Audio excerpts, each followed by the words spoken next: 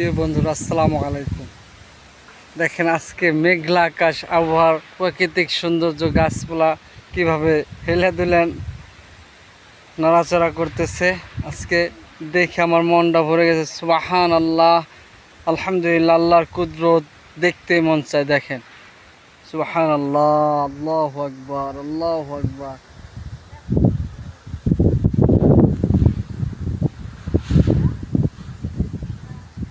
কি সুন্দর গাছপালাগুলা দেখেন, বাতাসের সাথে দুলছে। মেঘ মেঘ দুটি চোখ, ঘুম তো আসে না। মেঘে মেঘে হাওয়া, রাত তো কাটে না। প্রিয়তমা কেন এলে না,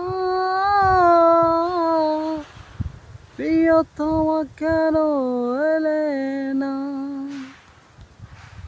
ঘুম ঘুম দুটি চোখ, ঘুম তো আসে না।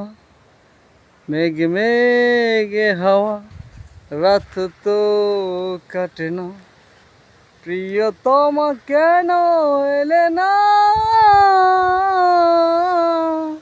প্রিয়তমা কেন এলে না,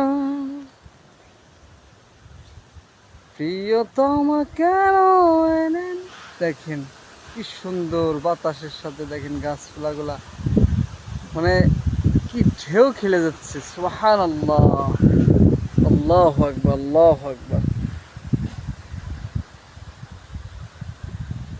আল্লাহ পাক কি সুন্দর করে দেখেন প্রাকৃতিক সৃষ্টি কিভাবে করছেন। মানুষ জানি কিভাবে থাকতে পারেন। যদি গাছপালা না থাকে আমার বান্দারা মারা যাবে।